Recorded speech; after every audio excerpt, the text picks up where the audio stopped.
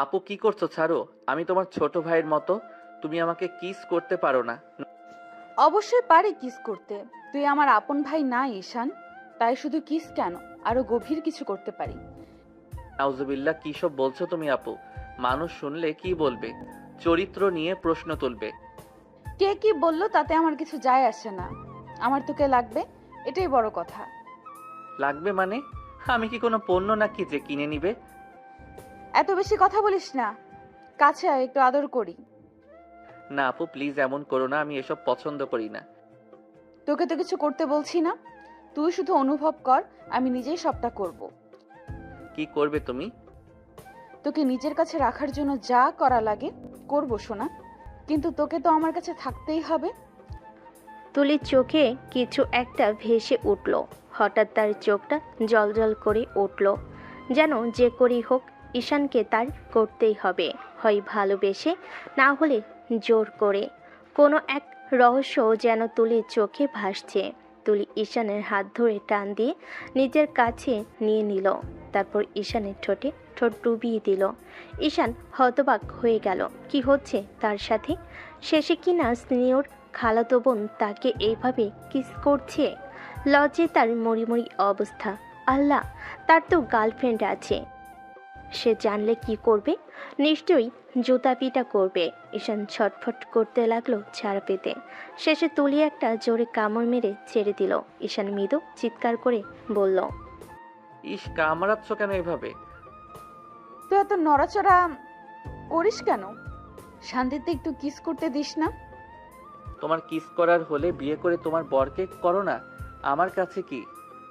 ইস, ভালো কথা মনে করে দিছিস। চল আমরা বিয়ে করে ফেলি। কি সব যাতা বলছো? তুমি ভুলে যাচ্ছ আমি তোমার জুনিয়র খালাতো ভাই। বিয়ে করলে ভাই থাকবি না? চল বিয়ে করে লাইফটা এনজয় করি। ছি ছি, কি সব বলো তুমি? তোমার লজ্জা করে না আমার মতো পিচ্চি ছেলেকে এসব বলতে? না রে সোনা, তুই এত ছোট না যে এসব আদর ভালোবাসা বুঝবি না। একদম ইনোসেন্ট সাজার চেষ্টা করবি না। ধুর, তোমার কাছে থাকলে ইজ্জত নিয়ে বাড়ি ফিরতে পারবো না। আপু একটু দূরে থাকো না। সব সময় কেন এমন করো আমার সাথে? আরে বাবা, এ কেমন ভাই? একটু মজা করলেই এমন মুখ করে বসে যায়। মজা করছো নাকি আমার মেজাজের পরীক্ষা নিচ্ছ? আমি তোকে শুধু বিরক্ত করলেই তুই এমন গম্ভীর হয়ে যাস, তাই তো আরো ভালো লাগে। তুলি ছোটবেলা থেকেই ঈশানের পেছনে লেগে থাকে। পড়াশোনায় ভালো, দেখতে সুন্দরী, আর ভীষণ আত্মবিশ্বাসী। অন্যদিকে ঈশান শান্ত, ভদ্র, আর সবার প্রিয় পিচ্ছি খালাতো ভাই। কিন্তু যতবারই ও খালার বাড়িতে আসে, তুলি ওকে এমনভাবে বিরক্ত করে যে বেচারা শেষমেশ পালিয়ে বেড়ায়। আমি কিন্তু খালাম্মাকে বলে দেব তুমি সারাক্ষণ আমাকে উত্তক্ত করো। বল, দেখবি উনি বলবেন তুলি তোকে ভালোবেসে বলেই এমন করে। হায় আল্লাহ, এই বাড়িতে আমার পক্ষে কেউ নাই। আমার পক্ষে একদিন তুই থাকবি, সেই দিনের জন্য অপেক্ষা কর। মানে? ভবিষ্যতে বুঝবি খালাতো ভাই মশাই। ঈশানের মুখ লাল হয়ে গেল। তুলি হেসে রুম থেকে বেরিয়ে গেল, কিন্তু ঈশান তখনও হতভম্ব। এই মেয়েটা কেমন যেন অদ্ভুত, কখনো মজা করে, কখনো চোখে এমন দৃষ্টি ফেলে যে বুকটা কেমন কাঁপে। রাতের বেলা খালাতো বোনের বাড়িতে ঘুমাতে গিয়ে ঈশানের মাথায় একটাই কথা ঘুরছিল। তুলির ওই হাসিটার মানে কি সত্যি শুধু মজা? রুম থেকে প্রায় দৌড় দিয়ে বেরিয়ে এলো ঈশান, মুখটা লাল, চোখে অস্থির ছাপ। মনে মনে ভাবছে, এই বাড়িটা তো খালার, কিন্তু এখানে থাকা মানে আমার মান ইজ্জতের পরীক্ষা। ঠিক তখনই সামনে এসে দাঁড়ালো ঈশানের খালা, গলায় আদর মাখা সুরে বলে, আরে ঈশান, কই যাস বাবা? এত তাড়াহুড়ো কিসের? না খালা, মানে আমি ভাবছিলাম এখনই বাসায় চলে যাই। এই তো একটু আগেই না এলি, এখন আবার যাবি? কিরে, কিছু হয়েছে নাকি? না না, কিছু না খালা, মানে একটু ভালো লাগছে না তাই ভাবছিলাম। খবরদার, কোথাও যাবি না। আমি না বলা পর্যন্ত এক পাও বেরোবি না এই বাড়ি থেকে। ঈশানের মুখ আরো শুকিয়ে গেল, মনে মনে গজরাতে লাগলো। আহারে আল্লাহ, এখন থাকলে তো নিশ্চিত আমার সর্বনাশ হবে। খালার মেয়ে মানে তুলি তো মানুষ না, ছোটখাটো দুর্যোগ। এই বাড়িতে থাকলে বোধহয় ইজ্জতটাই হারাবো একদিন। আপু আমার পিছে এমন ভাবে পড়ে আছে যেন আমি কোনো সরকারি পুরস্কার। মাও আবার পালাতে চাইছে নাকি? আমি কিন্তু ধরে ফেলবো। হায় আল্লাহ, এ আবার হায় আল্লাহ, এ আবার শুরু করলো। খালা মুচকি হেসে ভেতরে চলে গেলেন আর তুলি ধীরে ধীরে করিডোর ধরে এগিয়ে এলো।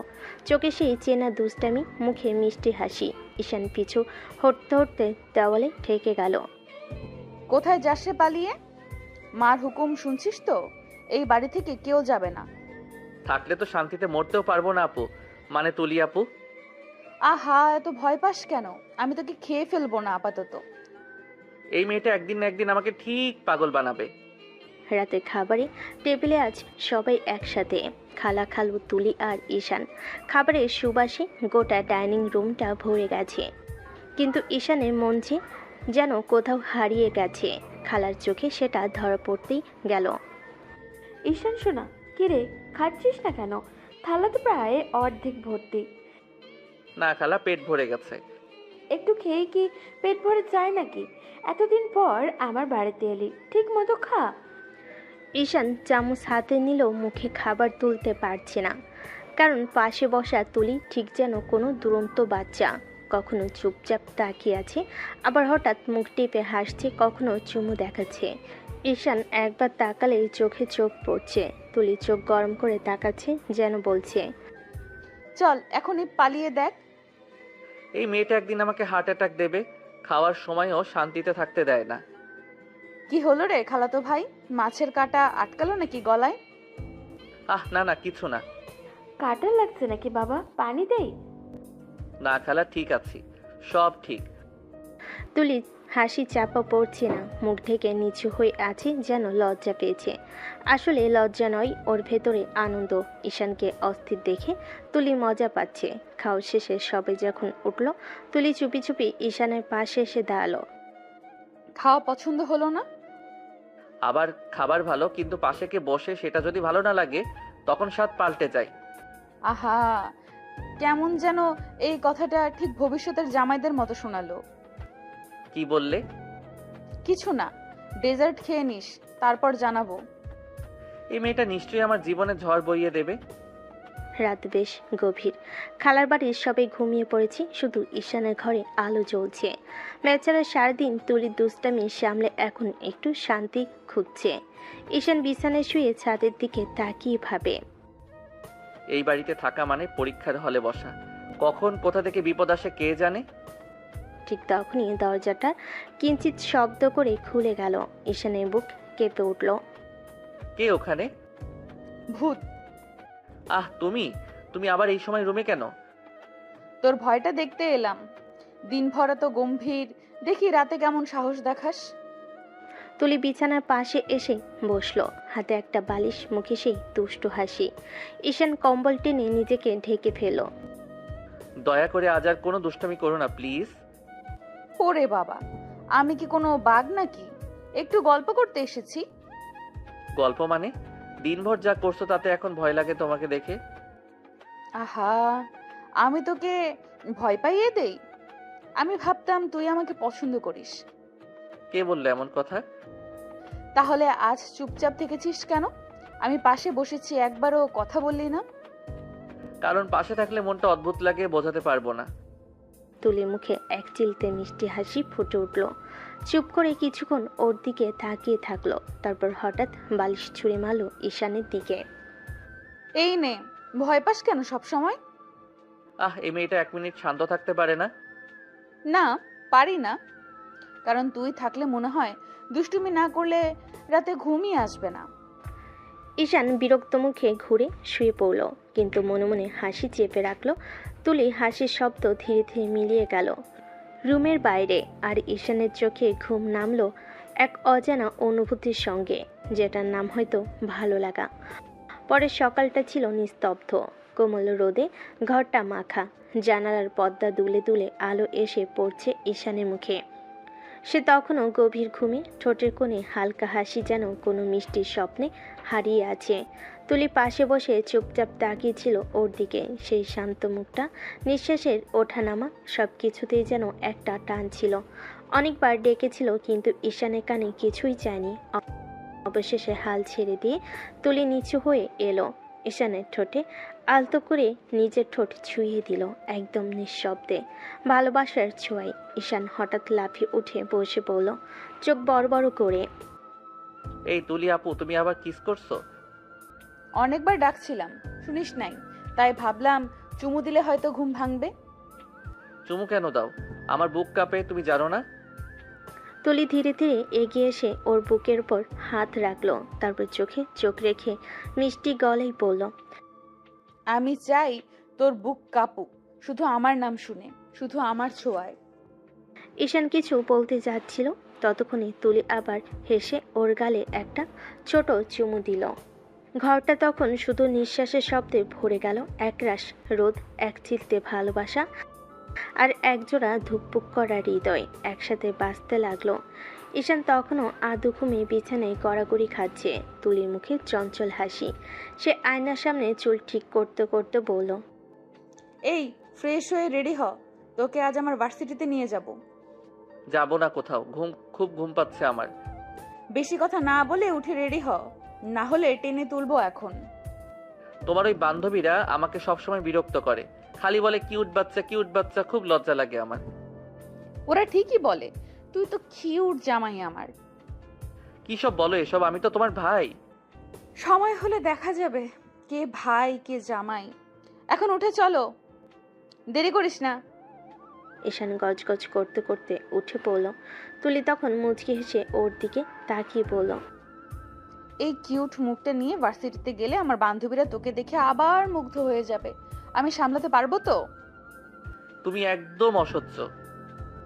অসহ্য হলে তোকে এত ভালো লাগে কেন বলতো ঈশান? সকালটা অদ্ভুত শান্ত। উঠানে হালকা রোদ ছড়িয়ে পড়েছে। রান্নাঘর থেকে তুলির মায়ের কণ্ঠ ভেসে আসছে, তুলি, ঈশানকে ডেকে আনমা, সকালের নাস্তা ঠান্ডা হয়ে যাচ্ছে। তুলি তখন আয়নার সামনে দাঁড়িয়ে লিপগ্লস পরছিল। মুখে একরাশ হাসি নিয়ে দরজার দিকে তাকিয়ে দেখল ঈশান তখনও চুল এলোমেলো করে নিচের দিকে আসছে, চোখে ঘুমের ছাপ, মুখে বাচ্চার মতো ভাঁজ। তুলি হেসে বলল, এই একে বলে ঘুম কাতুরে ভাই। তুমি তো জানো রাতে তোমার ঝামেলা সামলাতে ঘুমটাই ঠিক মতো হয়নি। আমার ঝামেলা আমি কি করি বলো দেখি? রাতে রুমে এসে গল্প টিপ্পনি, তারপর বালিশ ছেঁড়া, এগুলো ঝামেলা বলে না? তাহলে আজ থেকে তোর সাথে কথা বলবো না, ব্যাস। না না, আমি তো মজা করলাম। তোমার কথা না শুনলে সকালটাই ফাঁকা লাগে। এই তোরাই দুজন আবার কি শুরু করলি? এসে টেবিলে বস। টেবিলের উপরে সাজানো গরম পরোটা, ডিমের কারি আর দুধ। তুলি সবার প্লেটে তুলে দিচ্ছে আর চোখ টিপে ঈশানের দিকে তাকিয়ে আছে।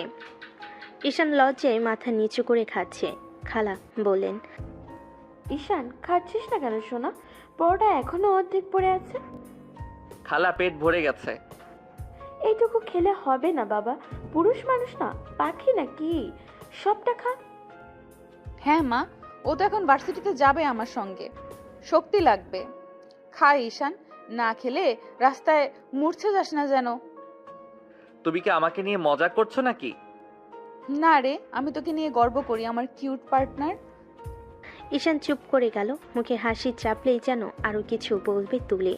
নাস্তা শেষে তুলি ব্যাগ কাঁধে ঝুলিয়ে বলল, চল, আজ আমার ভার্সিটিতে নিয়ে যাচ্ছি তোকে, সবাই দেখে নিক আমার মানে বন্ধু ঈশানকে।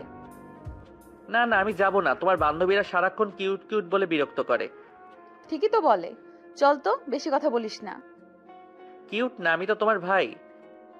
সময় হলে দেখা যাবে কে ভাই কে জামাই। এখন ওঠ, না হলে তোকে কাঁধে করে নিয়ে যাব। তুমি একদম পাগল মেয়ে। পাগল তুই? তোর জন্যই। এখন চল, আমার ভার্সিটির রাজপথে আজ তোকে দেখাবো তুলি রহমানের কিউট কম্পেনিয়ন কাকে বলে। তুমি এমনই থাকবে সারা জীবন? এমনই, তুই যদি পাশে থাকিস। তাদের দুজনেই হাসিতে সকালের রোদটা যেন আরো উজ্জ্বল হয়ে উঠল। খাওয়া শেষে তুলির হাত ধরে ঈশান বের হলো বাড়ি থেকে। রাস্তায় রোদ হালকা, বাতাসে ফুলের গন্ধ। তুলি মুখে হাসি। ঈশান বালিশের মতো দুহাত দুলিয়ে হাঁটছে, চোখে সামান্য লজ্জা। তুলি ভার্সিটি গেটে এসে বলল, চল, আজ আমার বান্ধবীদের সাথে পরিচয় করাবো। আমি কি করব? তুমি জানো তো লজ্জা লাগে। লজ্জা? তুমি আমার সঙ্গে আছো, আর কিছু লাগবে? তুলির বান্ধবীরা তখন খুঁজে বের করলো ঈশানকে, চিৎকার দিয়ে একসাথে এগিয়ে এলো। হাই হ্যান্ডসাম, তোমাকে কতদিন পরে দেখছি। আচ্ছা, তুমি কি এত কিউট ছিলে সব সময়? আহা ঈশান, আমাদের তুলির সঙ্গে কি ভালো কাটছে। আপু মানে কি সব বলেন? আপনাদের কাছে আসলে লজ্জা লাগে? আরে বাবা, লজ্জা পাও কেন? তোমাকে তো আদর করি বলি। দেখেছিস কত সুন্দরভাবে সবাই তোর প্রতি আগ্রহ দেখাচ্ছে। এবার থেকে তোকে আর লজ্জা পাবার দরকার নেই। বান্ধবীরা হাসতে হাসতে ঈশানকে ঘিরে ধরল। তুলির চোখে দুষ্টামি। এই হলো আমার জামাই, কিউট, সাহসী আর লাজুক। মুখে মিষ্টি হাসি। সকালের ক্লাস শেষ। তুলির হাত ধরে ঈশান ক্যান্টিনের দিকে এগোচ্ছে। ক্যান্টিনের আলো পড়ছে খোলা জানালার ফাঁক দিয়ে, বাতাসে সিগারেট মুক্ত মিষ্টি রোদ। তুলির সঙ্গে তুলির বান্ধবীরাও এসেছে, মুখে হাসি, হাতে ট্রে। তার টুকটাক কথা বলছে, হেসে খেলে ঈশানকে মাঝে মাঝে ঘিরে ধরে দুষ্টামি করছে। ঈশান, তুমি তো আমাদের তুলির সঙ্গে সবসময় লাজ্জুক আচরণ করো। হ্যাঁ, দেখছি না, তুমি একটু হাসলেই তুলির চোখে ঝলক ধরে।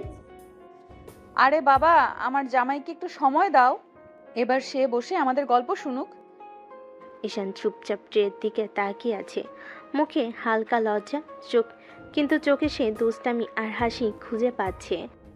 এই মেয়েগুলো একবার চোখে মুখে তাকালে মনটা থমকে যায়। বিয়ে ছাড়াই জামাই বানিয়ে দিল। তুলি বান্ধবীরা খাবার অর্ডার করছে, ফ্রেশ ফ্রুট জুস, স্যান্ডউইচ, হালকা স্ন্যাক। তুলি হেসে বলল, ঈশান, তুমি কি নাস্তা খাবে না? আজ শুধু তোমাদের দুষ্টুমি দেখছি, খাওয়ার কথা পরে। আরে বাবা, কি রে, আমরা নাকি খাচ্ছি আর তুমি শুধু চুপচাপ দুষ্টামি দেখছো। দেখেছিস আমার জামাইটা কেমন ধীর, ওর লাজুক হাসিটা সবচেয়ে সুন্দর। ঈশান নিজেও হাসছে না, কিন্তু হৃৎপিণ্ডে ঠান্ডা ঢেউ। সেসব দুষ্টামি দেখছে, ছোট ছোট হাসি, তুলির চোখে ঝলক, বান্ধবীদের মিষ্টি হেসে খেলা, সব মিলিয়ে যেন এই সকালটা এক অদ্ভুত রোমান্টিক মুহূর্তে ভরে গেল।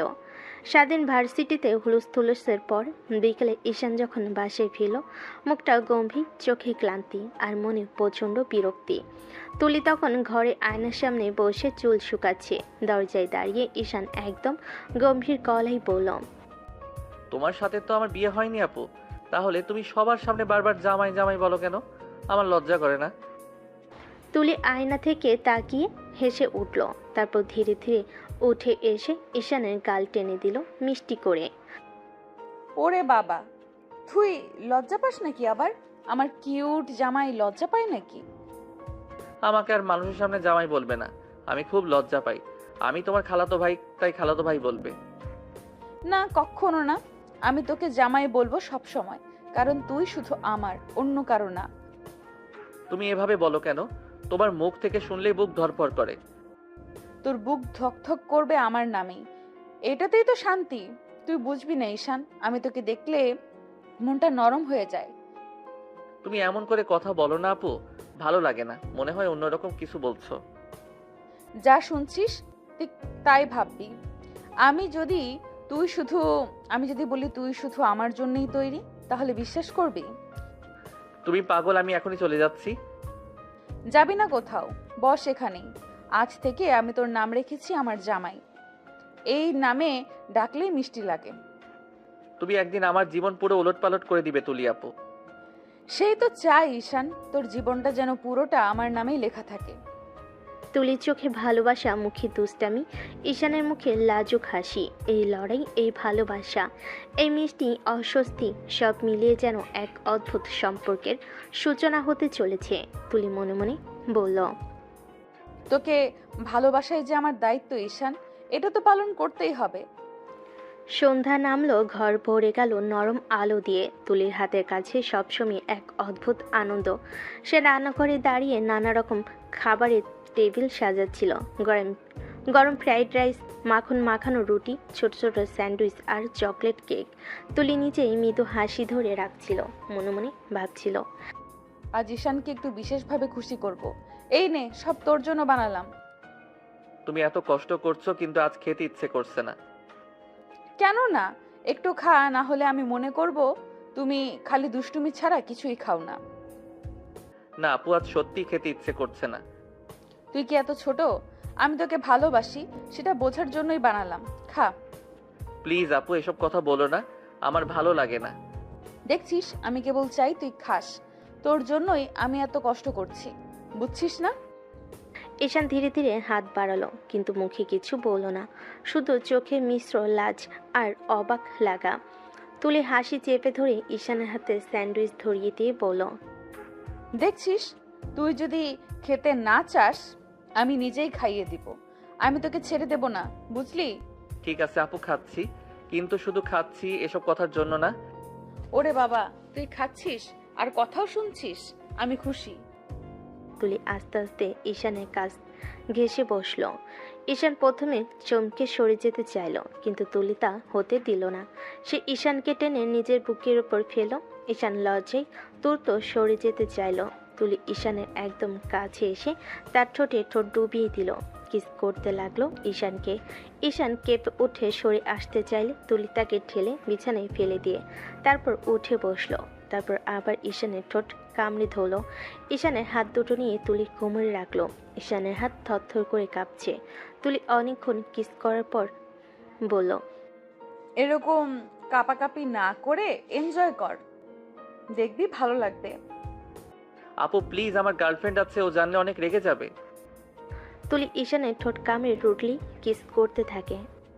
এক প্রকার কামড় মারছে শুধু, তারপর জোরে কামড় দিয়ে ছেড়ে দিয়ে বলল, তোর ঠোঁট দিয়ে যদি গার্লফ্রেন্ড উচ্চারণ হয় তাহলে ঠোঁট কামড়ে খেয়ে ফেলবো, তাই কথা না বলে চুপ করে থাক। তুলি আবার কিস করতে লাগলো। ঈশান বেচারা চুপ করে থাকা ছাড়া কিছুই করতে পারলো না। যে আকারে ঠোঁট কামড়াচ্ছে না জানি কখন ঠোঁট ছিঁড়ে যায়। ঈশান বাধ্য হয়ে রেসপন্স করতে লাগলো।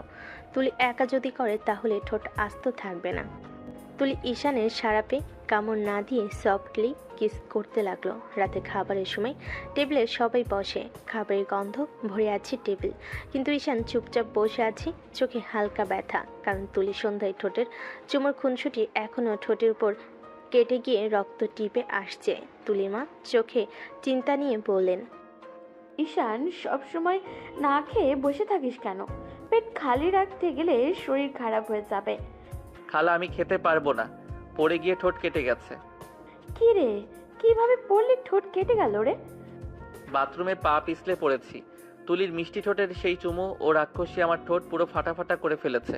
তবে এটাই যে ভালোবাসার ছোট খুনসুটি। ওরে বাবা, এখনো লাজুক হয়ে যাচ্ছি। আমি কিছু বলতে পারছি না।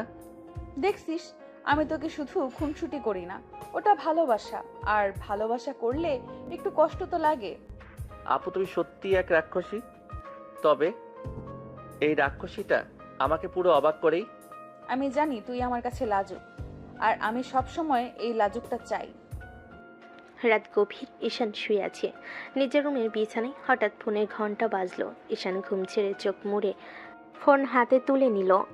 হ্যালো ঈশান, কোথায় তুমি? দুদিন ধরে কোনো খোঁজ খবর নেই, দেখাও করছো না।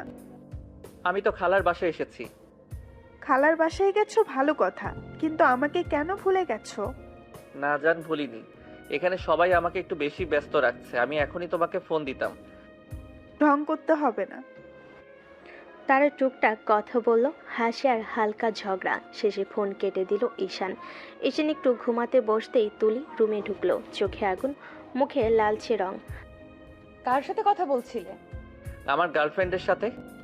আমি না বলছি আমি তোকে ভালোবাসি? তারপর তোর গার্লফ্রেন্ড কি করে? ওর সাথে ব্রেকআপ না করলে কিন্তু খুব খারাপ হবে। কিছুতেই না, আমি ওকে ভালোবাসি। তুলি রাগ যেন আকাশ ছোঁয়ালো। সে এক জটিতে এগিয়ে এসে ঈশানের ঠোঁট কামড়ে ধরল। তুই বুঝছিস না, আমি শুধু তোকে চাই, তুই আমার। তুলি, আপু দেখো আমি। তুলির ঠোঁট দিয়ে চুমু দেয়, কারণ রাগ মেশানো আবেগ নিয়ে আবার বলে, চুপ, আমি চাই তুমি শুধু আমার হও, কেউই তোমাকে আমার থেকে ছিনিয়ে নিতে পারবে না। রুমে নরম আলো, তুলির আগুন ঝলমল করছে চোখে। ঈশান লাজুক হয়ে দাঁড়িয়ে মুখ ধরফর করছে। ছোটখাটো রাগ, দুষ্টামি আর চুমুর সঙ্গে ভালোবাসা, সব মিলিয়ে রাতটা এক রোমান্টিক উত্তেজনা ঢেউই ভরে উঠল। ভোরবেলা সূর্য কুয়াশা ভেদ করে হালকা আলো এনে দিল। ঈশান উঠে আসলো চুপচাপ, চুল আঁচড়াচ্ছে। খালার দিকে তাকিয়ে বলল, খালা আমি আজ বাড়ি চলে যাব। কিরে এত সকালে? খালা ভার্সিটি থেকে কল আসছে, যেতেই হবে। তাহলে রান্না হোক, খেয়ে যা। না খালা, আবার আসবো, এখন যাই। আচ্ছা সাবধানে যাস তাহলে। ঈশান চুপচাপ বাড়ি থেকে বেরিয়ে গেল। রাস্তায় পা ফেলো হালকা শীতল বাতাসে। তার মনটা একদম উদাস, কিন্তু চোখে এক অদ্ভুত উষ্ণতা। একই সময় তুলির ঘরে আলো ঢুকতে শুরু করলো। সে ঘুম থেকে উঠে মায়ের কাছে এসে বলল, মা, ঈশান কোথায়? ঈশান চলে গেল সকালে, ওর ভার্সিটিতে কিছু দরকার ছিল। তুলি মুহূর্তে বুঝলো ঈশান চলে গেছে। শুধু সে নিজের জন্য। চোখে আগুন, রাগ আর হতাশার মিশ্রণ। সে চুপচাপ বিছানায় বসে নিজের মনকে গুজে রাখলো। তোকে ছাড়বো না আমি, ঈশান। আমার থেকে পালিয়ে বাঁচতে পারবি না। তার রাগ যেন ঘরটা ভরে দিল, কিন্তু সেই রাগের ভেতরে লুকানো ভালোবাসা এতটা গভীর যে তা স্পর্শ করলে হৃদয়টা কেঁপে উঠত। তুলির বুক ধড়ফড় করছে, চোখে পানি জমছে, আর মনে মনে সে ঠিক জানে ঈশান শুধু তার জন্যই এই সিদ্ধান্ত নিয়েছে। আমি তোকে ধরে রাখবো, তুমি আমার। কেউই তোমাকে আমার থেকে ছিনিয়ে নিতে পারবে না।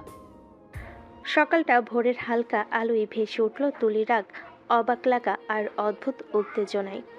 এই ভোরটা যেন শুধু রোমান্টিক নয়, নাটকীয়, যেখানে দুজনে ভালোবাসা একে অপরের প্রতি টান এবং আবেগের মাধ্যমে আরও গভীর হচ্ছে। তুলি ফোন হাতে বসে আছে, চোখে এক অদ্ভুত আগুন। বারবার ঈশানের নাম্বারে ফোন দিচ্ছে। ঈশান, ফোন ধরো না কেন?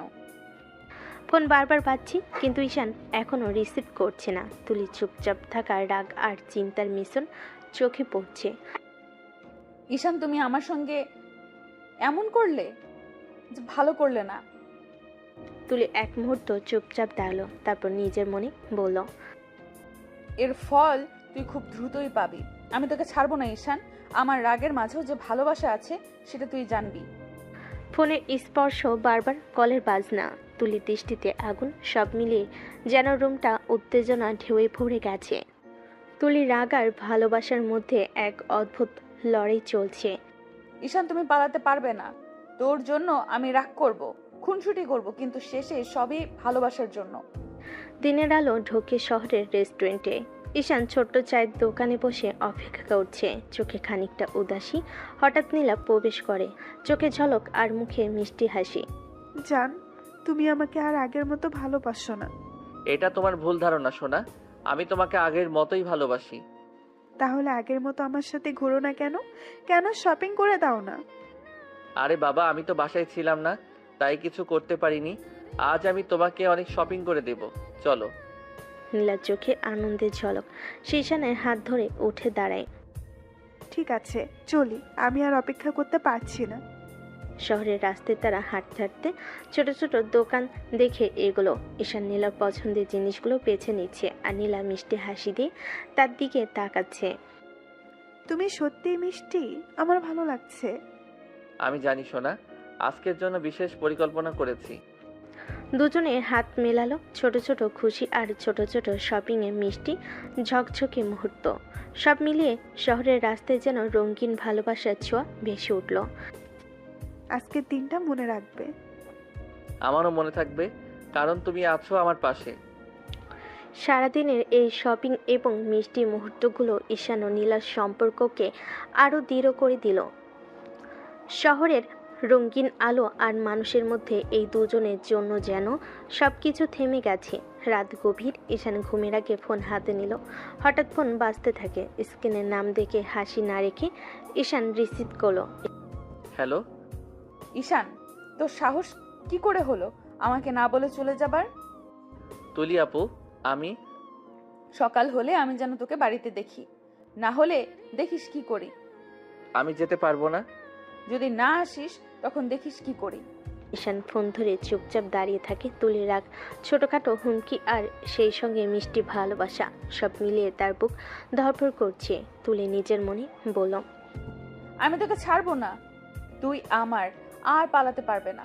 তুমি আমার চোখে, আমার কাছে থাকতে হবে। রাত্রি ঘর জুড়ে নরম আলো, ফোনের দিকে রাগ, চোখের ঝলক আর হৃদয়ে লাজুক ধরপড়, সব মিলিয়ে রাতটা এক রোমান্টিক নাটকীয় উত্তেজনায় ভরে উঠল।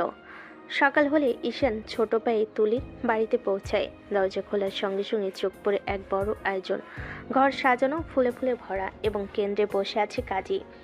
ঈশান হতভম্ব হয়ে খালার দিকে তাকিয়ে বলে, কি ব্যাপার খালা, এত আয়োজন কেন? ঈশান, আজকে তোকে তুলিকে বিয়ে করতে হবে। আমি কিছুতেই তুলি আপুকে বিয়ে করতে পারবো না। তুলি তোকে বিয়ে করার জন্য জেদ করছে, বলছে তোর সাথে বিয়ে না দিলে সুইসাইড করবে। তাই আমরা বাধ্য হয়েছি এই বিয়ের আয়োজন করতে। ঈশানের বুক ধড়ফড় করছে। সে জানে তুলির রাগ, জেদ আর ভালোবাসার মিশ্রিত আবেগ একসাথে এই সিদ্ধান্তে প্রভাব ফেলেছে। ঈশান ধীরে ধীরে তুলির দিকে এগিয়ে গেল। দরজার পাশে দাঁড়িয়ে চোখে মিশ্রিত লাজ ও উদ্বেগ। ঈশান হালকা কণ্ঠে মাথা নিচু করে, তুলি আপু, আমি কিছুতেই তোমাকে বিয়ে করতে পারবো না। তুলি হঠাৎ চুপচাপ দাঁড়িয়ে, সুন্দর করে সাজানো শাড়ি, চোখে আগুন। সে এক ঝটিতে এগিয়ে এসে ঈশানের হাত ধরে বলল, তুই বিয়ে করবি, তোর ঘাড় করবে।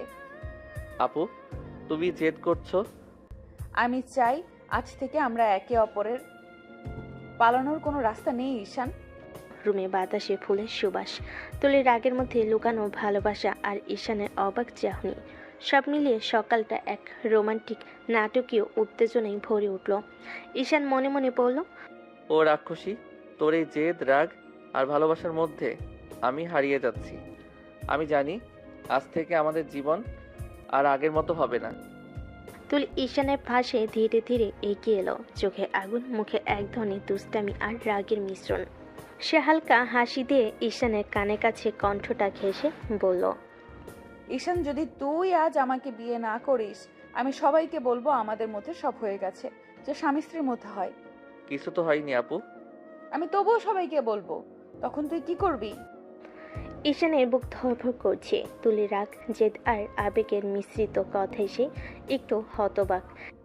তাহলে এখনই কর, বিয়ে ছাড়া আর কোনো পথ নেই। ঈশান দীর্ঘশ্বাস নিয়ে চুপচাপ মাথা নিল। তারপর ধীরে ধীরে তুলির দিকে এগিয়ে গেল, চোখে লাজ আর মৃদু হাসি। ঠিক আছে, আমি রাজি। আমি তোমার সঙ্গে বিয়ে করবো আপু। তুলির চোখে হঠাৎ উজ্জ্বলতা, মুখে মিষ্টি হাসি। সে ধীরে ধীরে ঈশানের হাত ধরে বলল, দেখিস, আমি তোকে খুব ভালোবাসবো। আজ থেকে আমরা একে অপরের। ঘরে বাতাসে নরম আলো, তুলির দৃষ্টিতে জেদ, রাগ আর ভালোবাসার মিশ্রণ। ঈশানের চোখে লাজ, হৃদয়ে উত্তেজনা, সব মিলিয়ে মুহূর্তটা একদম রোমান্টিক এবং নাটকীয়। ঈশানের মনে মনে, ও রাক্ষসী, তোর এই জেদ আর আবেগ আমাকে বাধ্য করেছে। আমার জীবনটা নরক বানাবি। ঘর সাজানো, ফুলে ফুলে ভরা, অতিথিরা সব মিলে উপস্থিত। কাজের কেন্দ্রে বসে আছেন, হাতে কিতাব। ঈশান ও তুলি সামনাসামনি দাঁড়িয়ে, চোখে লাজ আর উত্তেজনা। আসসালামু আলাইকুম। আজ আমরা এই সুন্দর মুহূর্তে ঈশান ও তুলির বিবাহ সম্পূর্ণ করতে একত্রিত হয়েছি। ঈশান, তুমি কি স্বীকার করছো যে তুমি তুলিকে স্ত্রী হিসেবে গ্রহণ করবে এবং তার প্রতি সম্মান ও ভালোবাসা রাখবে? হ্যাঁ, আমি স্বীকার করছি, আমি তুলিকে স্ত্রী হিসেবে গ্রহণ করব। আমি সবসময় তার প্রতি সম্মান ও ভালোবাসা রাখবো। তুলি, তুমি কি স্বীকার করছো যে তুমি ঈশানকে স্বামী হিসেবে গ্রহণ করবে এবং তার প্রতি সম্মান ও ভালোবাসা রাখবে? হ্যাঁ, আমি স্বীকার করছি, ঈশান আমার স্বামী। আমি তার প্রতি সবসময় সম্মান ও ভালোবাসা রাখবো। এভাবে আপনাদের মধ্যে বিবাহ সম্পূর্ণ হলো। স্বামী স্ত্রী হিসেবে আপনারা একে অপরের প্রতি দায়িত্ব এবং ভালোবাসা রাখবেন। ঈশান ধীরে ধীরে তুলির হাত ধরে চোখে চোখ রাখল। তুলির চোখে মিশ্রিত লাজ আর রাগ, ভালোবাসা। দেখিস ঈশান, এবার থেকে তোকে খুব ভালোবাসবো, পালাতে পারবি না। জানি তো, পালালে আমার অবস্থা টাইট করে দিবে তুমি। ঘরের ভেতর মৃদু আলো, ফুলের সুবাসে ঘরটা ভরে আছে, অথচ বাতাসে অদ্ভুত এক ভারী নীরবতা। তুলি বিছানায় বসে আছে, লাল শাড়ি পরে, ঠোঁটে হালকা হাসি, কিন্তু চোখে জেদ। অন্যদিকে দরজার পাশে দাঁড়িয়ে আছে ঈশান, চোখে আতঙ্ক আর রাগের ছাপ। তুমি আমাকে ব্ল্যাকমেইল করে বিয়ে করেছো তুলি আপু। এটা কোনো ভালোবাসা না, এটা জোর জবরদস্তি। আমি কিছুতে এই বিয়ে মানি না। তোর মানা না মানায় কিছু যায় আসে না ঈশান, আর তুই আমার স্বামী, এইটুকু সত্যি। তুমি পাগল হয়ে গেছো নাকি? আমি তোমাকে কোনোদিন ভালোবাসিনি, কখনো পারবো না। আমি নীলাকে ভালোবাসি। তুলির চোখ এক মুহূর্তের জন্য নিষ্পলক হয়ে গেল, ঠোঁট কেঁপে উঠল। তারপর হঠাৎ দাঁড়িয়ে ঈশানের সামনে গিয়ে থেমে গেল সে। আর একবার নীলার নাম নিলে কসম করে বলছি নিজের হাতেই দাঁত ফেলে দিব। তুমি কেন এমন করছো আপু? তোমার নিজের সম্মান বলে কিছু নেই? সবাইকে ঠকিয়ে এই বিয়ে করেছো, তুমি হেরে গেছো তুলি। ভালোবাসা জোর করে হয় না। আমি হারতে পারি, কিন্তু তোকে ছাড়তে পারবো না। তুই আমার, এটা তোকে সময়ের সঙ্গে বুঝতেই হবে।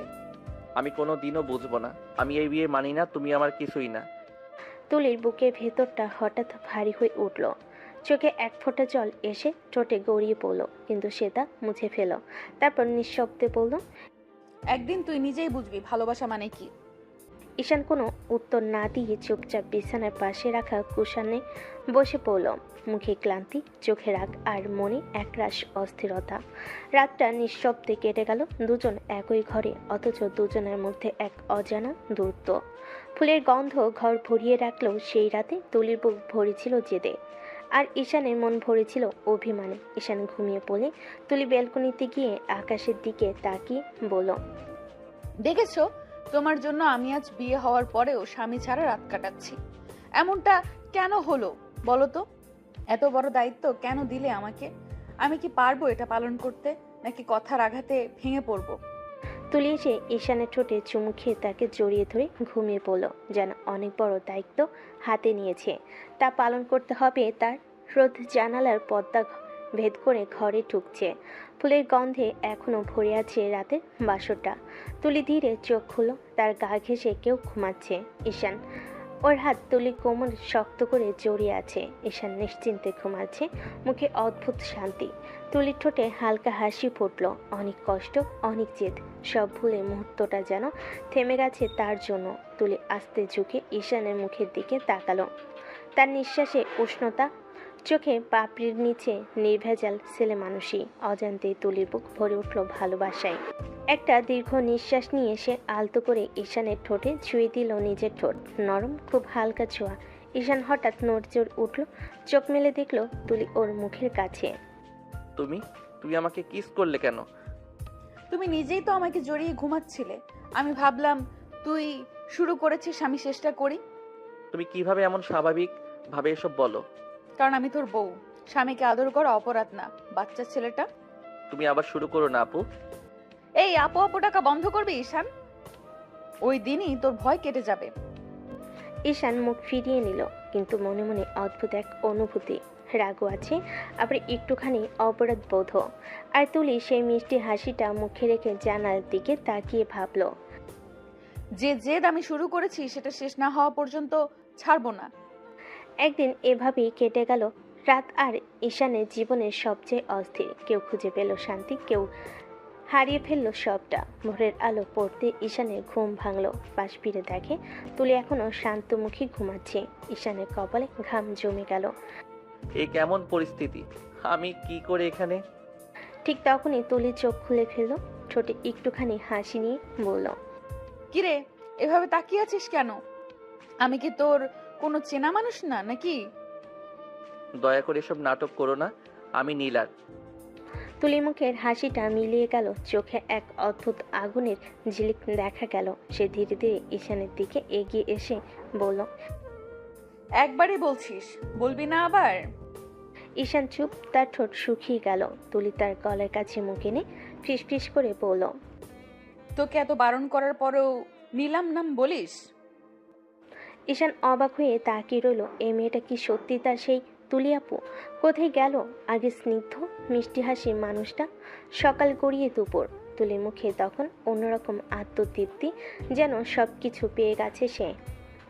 ঈশান নীরব, নিজের ভিতরের আগুনে পড়ছে। ঠিক তখনই ফোন বেজে উঠল। স্ক্রিনে লেখা নীলা কলিং। ঈশান এগিয়ে যেতে তুলি হাত বাড়িয়ে ফোনটা কেড়ে নিল। এক মুহূর্ত দ্বিধা না করে রিসিভ করলো। হ্যালো, কে বলছেন? আমি নীলা, ঈশানের সাথে কথা বলবো প্লিজ।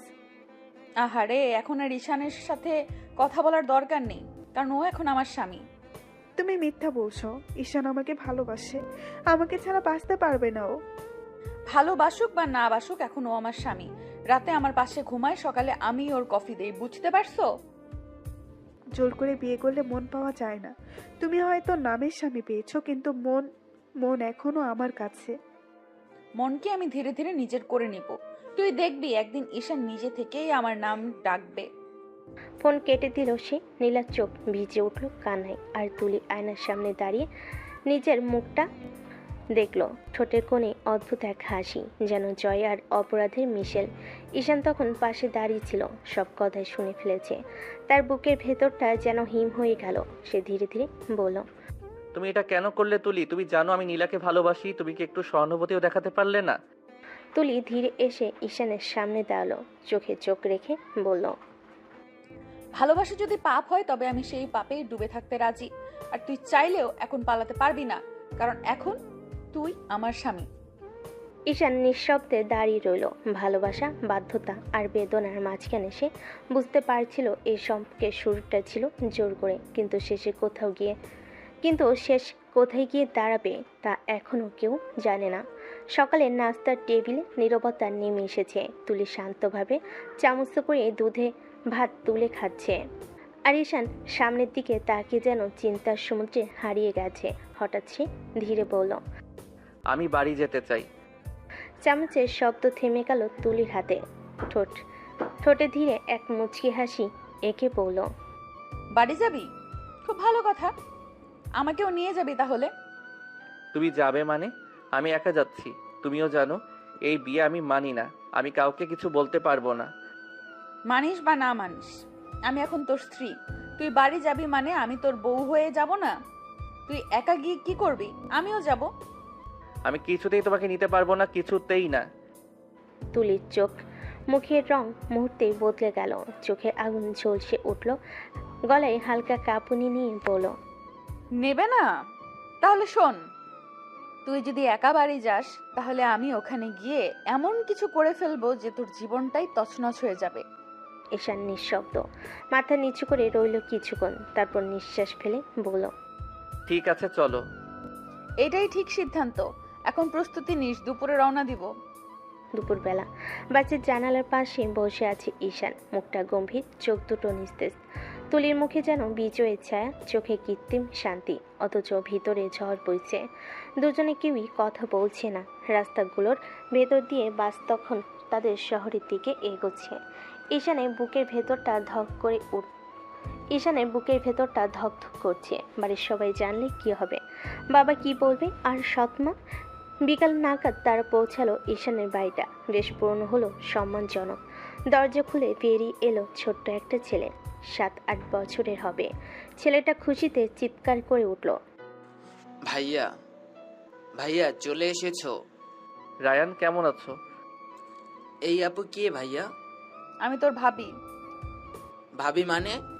ভাইয়া তো বলছিল বিয়ে করবে না, এখনই?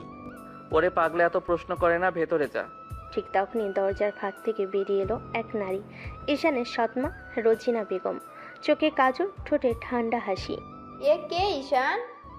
মা, উনি আমার স্ত্রী। স্ত্রী? মানে তুই গোপনে বিয়ে করে বসে আছিস? বাহ, সাহস তো অনেক হয়েছে। বাবা আশরাফ হোসেন এখন ভেতর থেকে বেরিয়ে এলেন, চশমার নিচে গম্ভীর চোখে তাকিয়ে বলেন, কি বলছিস? বিয়ে করেছিস? কার সাথে? খালু, আমি তুলি, আমি ঈশানের স্ত্রী।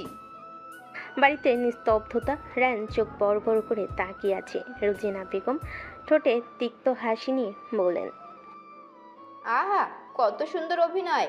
আমি তো জানতাম ঈশান এখনো ছোট ছেলে, কিন্তু এখন দেখছি বেশ বড় কাজ করে ফেলেছে।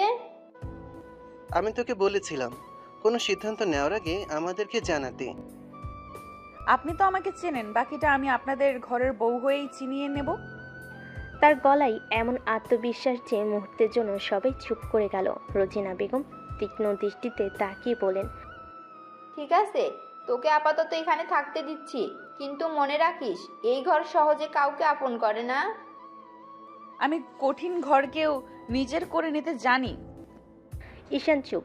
সে শুধু বুঝতে পারছে এক ভয়াবহ লড়াই শুরু হয়ে গেছে।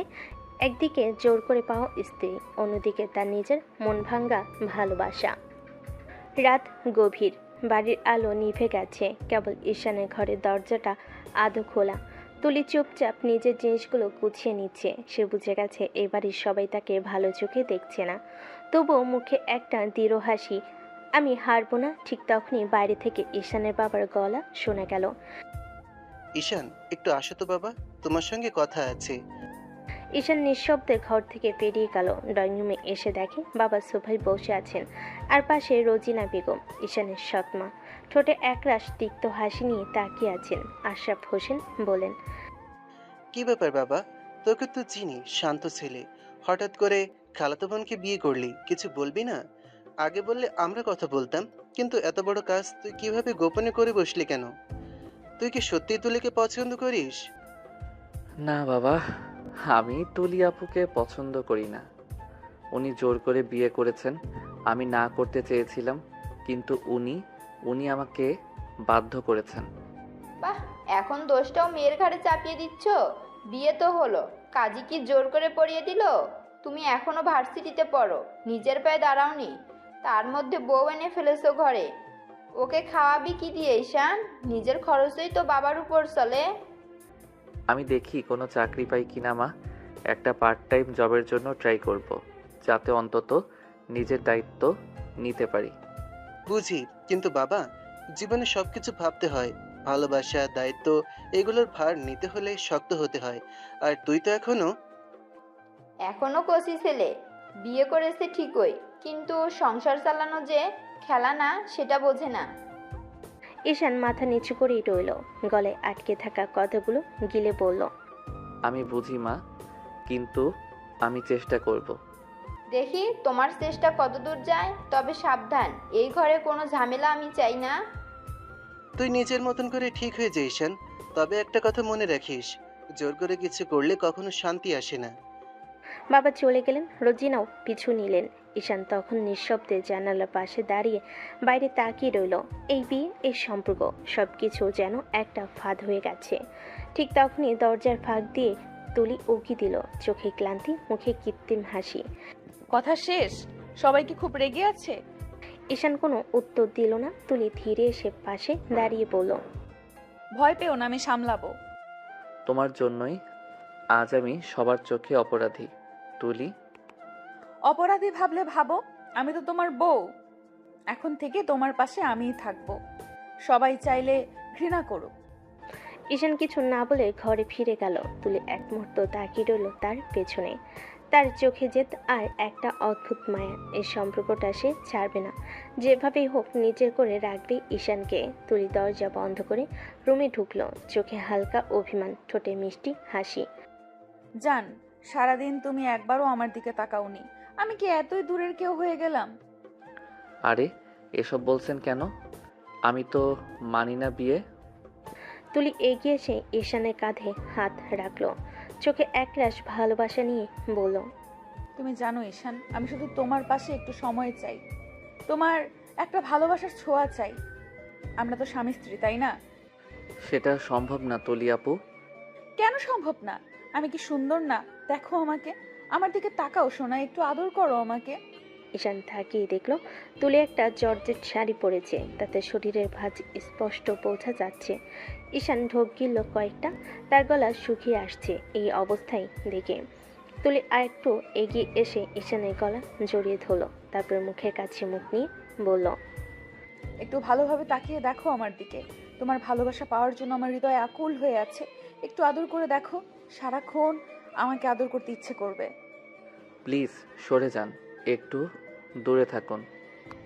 আজ আর কোনো দূরত্ব নেই সোনা, আজ আমরা দুজন মিলে এক হয়ে যাব।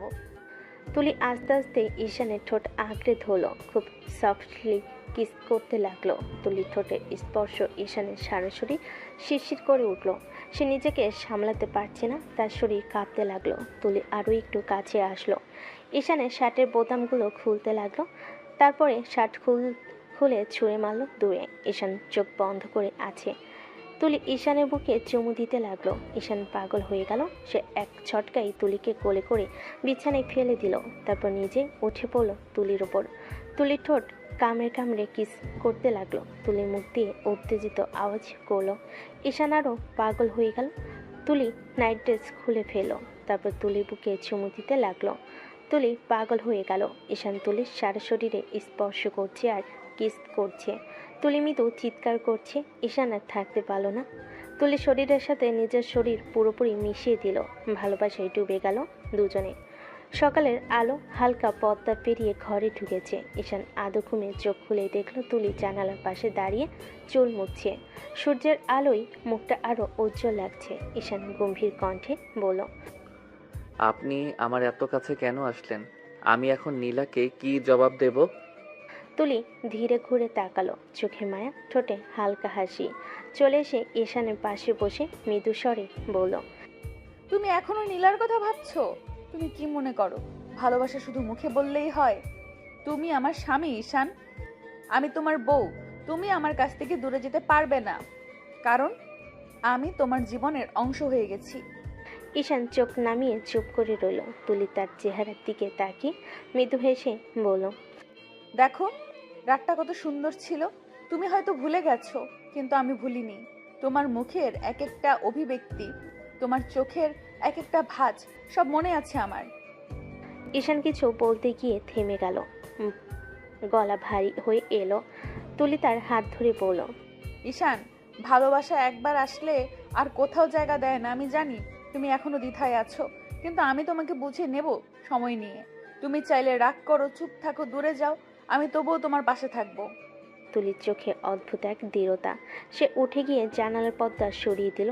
রোদ এসে ঈশানের মুখে পড়ল। তুলি মৃদু হেসে বলল, এই আলোটা যেমন আমার ঈশানের মুখে লাগে, ঠিক তেমনি আমিও চাই আমার ছোঁয়া তোমার জীবনের আলো হয়ে থাকুক। আর নীলার নাম মুখে আনলে রাগ করবো কিন্তু। ঈশান চুপচাপ তাকিয়ে রইল তুলির দিকে। তার ঠোঁট নড়ে উঠল না, কিন্তু চোখের ভেতর বোঝা যাচ্ছিল এই মেয়েটাকে সে আর দূরে সরাতে পারছে না। সকালে রোদ ঝলমল করছে। ঘড়িতে তখন প্রায় 9:30।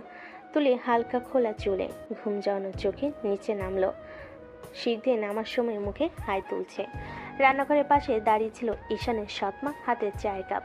তুলি নিচে নামতেই কড়া গলেই বলল, এই যে বৌমা, এখন সময় দেখতেছো? এত বেলা করে ঘুম থেকে উঠলে চলবে? বাড়ির বউ হয়ে নাস্তা বানাবে না? তুলি একটু চমকে গেল, চোখে দুষ্ট হাসি ফুটে উঠল। তুলিও ওনার মতো করে বলল, আচ্ছা মা, আপনি তো বানাতে পারেন, তাহলে আমাকে কেন বলছেন? কি বললে? আমার কানে ভুল যায়নি তো? আমাকে কাজ করতে বলছো তুমি? তুমি হয়তো ভুলে গেছো আমি এই বাড়ির বউ, এই বাড়ির শাশুড়ি। তাই নাকি? কিন্তু মা, আপনি কেন তাহলে আমাকে কাজ করতে বলছেন? আমি তো এবারের ছোট বউ, বউরা আদর পায়, খাটুনি না। ঈশান তখন পাশে ঘর থেকে বেরিয়ে এসে দৃশ্যটা দেখে হালকা মাথা চুলকালো, বলল, আরে আবার শুরু হলো সকাল সকাল। তুমি একটু চুপ থাকো তো। না, আমি চুপ থাকবো না। মা আমাকে কথা বলেছে, আমি উত্তর দিয়েছি, অন্যায় তো করিনি। এই মেয়েটাকে এখনই ঠিক জায়গায় আনতে হবে।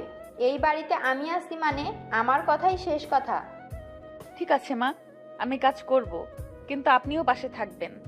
একসাথে কাজ করলেই মজা হবে। এই মেয়েটা একেবারে মুখের জবাব দিয়ে দেয়, একটুও ভয় পায় না। এই তো তুলির আসল রূপ। সকাল না হতেই পুরো বাড়ি মাথায় তুলেছে। তুমি চুপ থাকো ঈশান, আমি এখন রান্নাঘরে যাচ্ছি।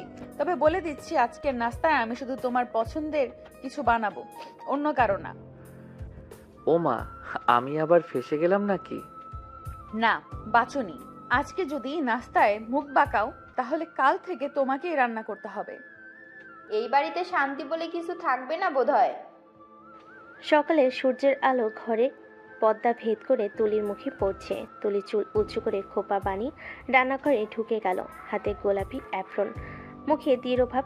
রান্নাঘর জুড়ে গন্ধ ছড়াচ্ছে ডিম, টোস্ট আর গরম চায়ের।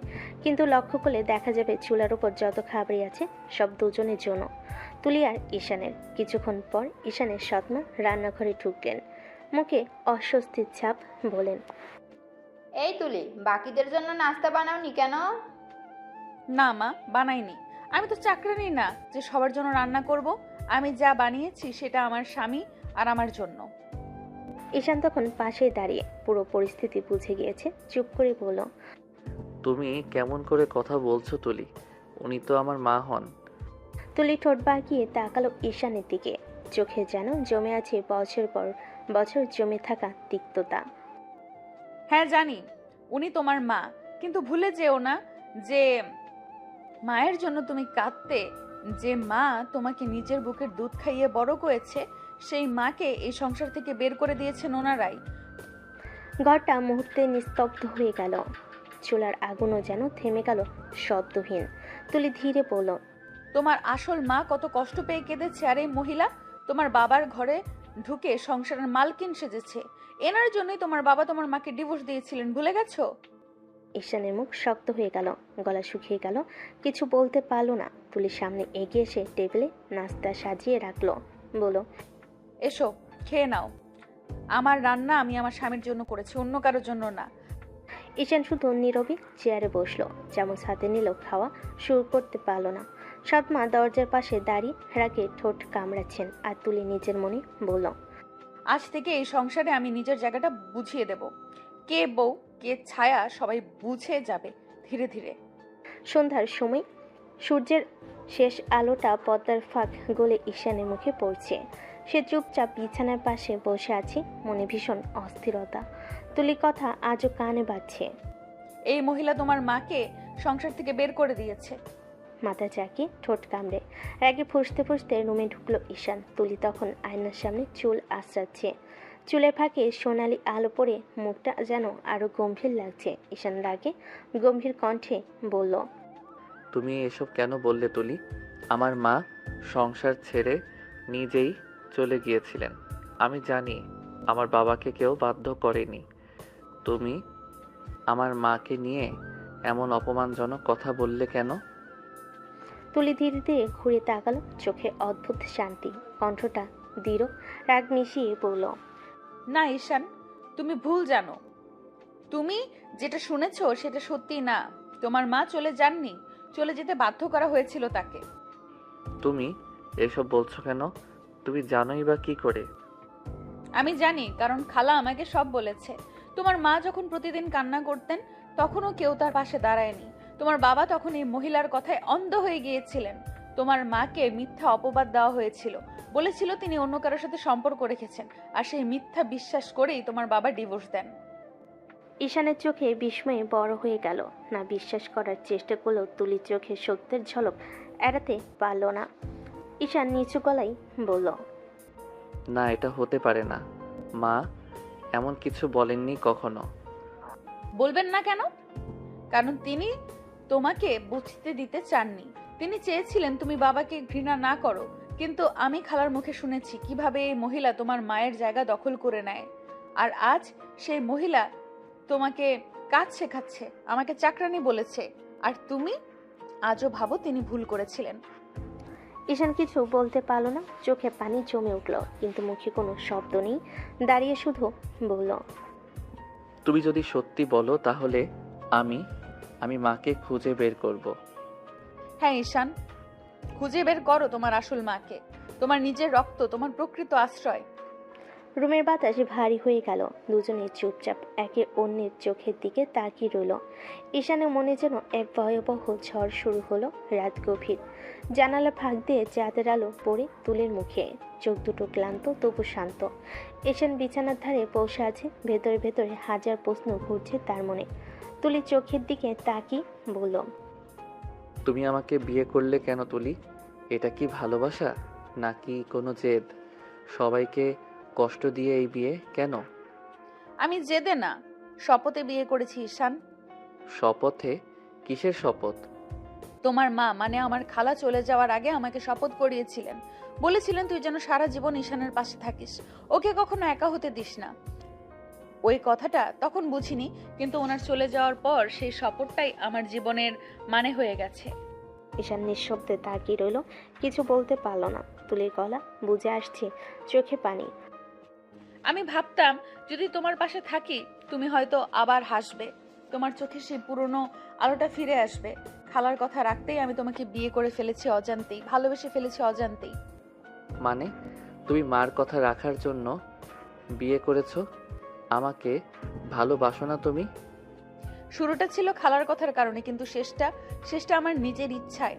খালার শপথ রাখার পথে হাঁটতে হাঁটতে একদিন বুঝলাম তুই আমার জীবনের শপথ হয়ে গেছিস ঈশান। তোর হাসি, তোর রাগ, তোর ভয় সবই আমার হয়ে গেছে অজান্তেই। তোর দিকে তাকালেই মনে হয় খালার আশীর্বাদ এখনো আমার সাথেই আছে। তুমি জানো না তুলি, আমি যতই রাগ করি না কেন তোমার চোখে যখন নিজের নাম দেখি মনটা শান্ত হয়ে যায়। এখন বুঝলি কেন আমি তোর কাছে আসি? এটা জেদ না ঈশান, ভালোবাসা। খালার শপথের শুরু আমার হৃদয়ের পরিণতি। রুমে তখন নিস্তব্ধতা, চাঁদের আলো দুজনের মুখে পড়ে যেন এক নরম আলো ভরে উঠেছে। ঈশান তাকিয়ে আছে তুলির মুখের দিকে। ভালোবাসা, প্রতিশ্রুতি আর অভিমান সব মিশে গেছে একসাথে। তারা আবার একে অপরের কাছে চলে আসলো। সারা ঘর জুড়ে শুধু ভালোবাসার আর্তনাদ। সকালের হালকা রোদে পুরো বাড়িটা আলোকিত হয়ে উঠেছে। উঠানে তুলির হাতে এক কাপ চা, কানে হালকা গানের সুর। ঈশান ব্যাগটা কাঁধে ঝুলিয়ে বের হতে যাবে। যাচ্ছ না আজ? যাচ্ছি, আজ একটু তাড়াতাড়ি ক্লাস আছে। আগে এটা খেয়ে যাও, নইলে পেটে গ্যাস হবে। এখন দেখি তুমি আম্মুর থেকেও বেশি খেয়াল রাখো আমার। আমি খেয়াল রাখছি, দায়িত্ব পালন করছি। ঈশান হেসে ফেল। ওর চোখে যেন মিষ্টি কিছু জমে উঠেছে। সে মেয়েটার প্রতি যে ভালোবাসা প্রতিদিন একটু একটু করে গাঢ় হচ্ছে। তুলি ঈশানের কলার ঠিক করে দিয়ে বলল, খালার দেওয়া শপথ আমি ভুলিনি। উনি বলেছিলেন তোমার পাশে থাকবো সারা জীবন। তখন বুঝিনি এর মানে কত গভীর, এখন বুঝি। খালার কথা রাখতে গিয়েই তোমাকে ভালোবেসে ফেলেছি ঈশান। মানে শুরুটা মায়ের কথার জন্য ছিল, কিন্তু এখন ভালোবাসার জন্য। যাও, ক্লাসে দেরি হবে। ঈশান চলে গেল, কিন্তু ওর মনে রয়ে গেল তুলির সেই কণ্ঠে বলা এখন ভালোবাসার জন্য। এই শব্দটা যেন সারাদিন ওর মনে প্রতিধ্বনিত হলো। সারাদিন ওর দুপুরের দিকে ঈশান ভার্সিটিতে তুলি রান্না করে কাজ করছে। হঠাৎ ঘর থেকে ভেসে এলো ঈশানের মায়ের কথা। কার সঙ্গে ফোনে কথা বলছে। হ্যাঁ, আমি বলছি, এই মেয়েটা আমাদের সব প্ল্যান ভেস্তে দিচ্ছে। এখনই কিছু করতে হবে, না হলে ছেলেটার মাথায় পুরোপুরি দখল নিয়ে নেবে। তাহলে কি করবেন ভাবছেন? ওকে যে করেই হোক এই বাড়ি থেকে তাড়াতে হবে। আমি ব্যবস্থা নিচ্ছি। তুলি দরজার পেছনে দাঁড়িয়ে সব শুনে ফেল। চোখে আগুন জ্বলতে লাগলো। হাতের ট্রে শক্ত করে ধরলো, গাল শক্ত হয়ে উঠল। আমায় সরানোর প্ল্যান করছো তাই না কুটনি? আমি তুলি কারো চক্রান্তে ভয় পাই না। এখন দেখো আমি কিভাবে তোমার প্ল্যান ভেস্তে দেই।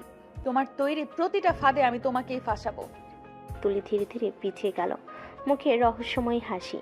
চোখে তখন আর আগে সেই শান্ত মেয়েটার সরলতা নেই।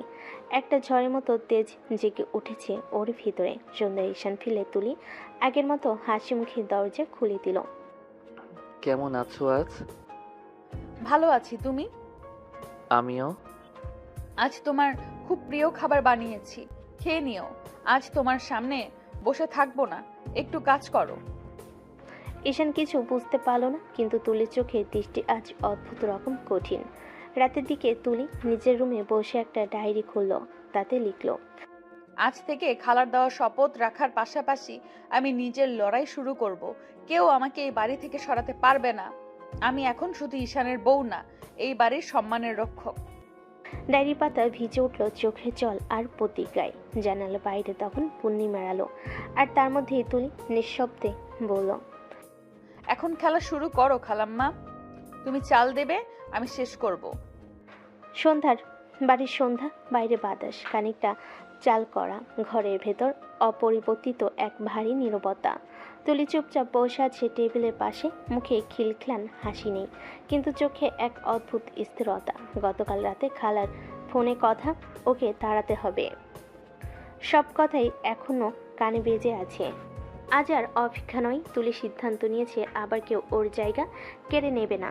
তুলি পরিকল্পনা সোজা কিন্তু তীক্ষ্ণ। তার ভিতরে ছিল ধৈর্য, সূক্ষ্ম নাটক আর এক মুহূর্তে সঠিক আঘাত। প্রথমে সে জানালো সে চুপ থাকবে, তারপর মিষ্টি আচরণ করবে, সবাইকে বিভ্রান্ত করবে, কিন্তু চোখে তো ঝলক আছে। কারোর সঙ্গে ঘরের ভিতরে আলো ছড়াতেই যথেষ্ট।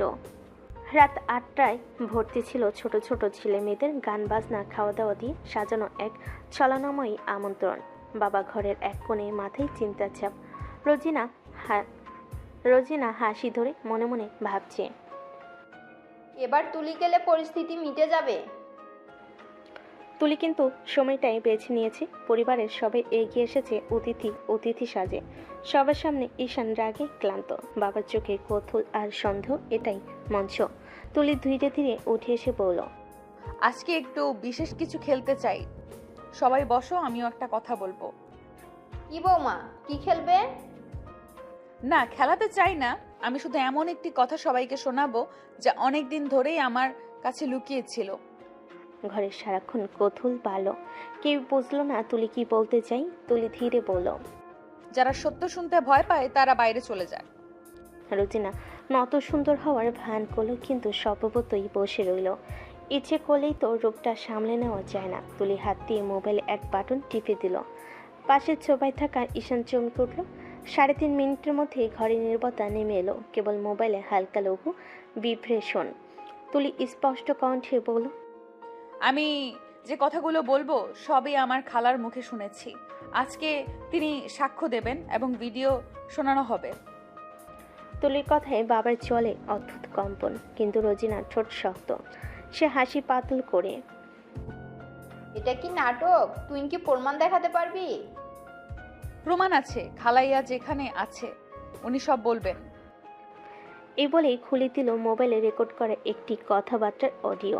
খালার কণ্ঠ স্পষ্ট ও নরম, কিন্তু কথাগুলো তীক্ষ্ণ। ওরা আমাকে মিথ্যা অপবাদ দিয়ে বাড়ি থেকে তাড়িয়ে দিয়েছে। আমি কোনো অন্যায় করি নাই, সব ওদের ষড়যন্ত্র, আমাকে যাতে তাড়াতে পারে। অডিও শেষ হতে ঘরে একটা শিহরণ নেমে এলো। রোজিনার মুখ প্রথমে বদলালো, তারপর সে থরথর করে উঠে বসলো।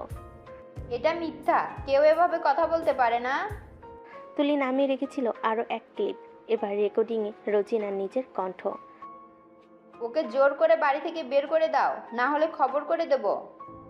কথাগুলো ছিল পরিষ্কার, খোলা, আর রেকর্ডিংয়ের কোনো কাটছাট নেই। প্রতিটা শব্দ ঘরে বাতাসকে দুম করে মরিয়ে দিল। বাবার চেহারা অচল হয়ে গেল। তিনি দাঁত নাড়িয়ে বলেন, এটা কি? কিভাবে? কে রেকর্ড করলো? তুলি, এই কি? মা বাবা যখন আমাকে বলেছেন সেটা আমি বিশ্বাস করিনি, কিন্তু খালা নিজেই আমাকে সবটা বলেছিলেন, আর আমি সেই কথা আজকে রেকর্ড করে রেখেছি। এই মেয়েটা কৌশলী, কেউ তো এমন হাস্যসুলভ প্রমাণ দেবে না। আপনি যে লোকদের ফোন করতেন তাদের নাম ও সময় সব আমার কাছে আছে।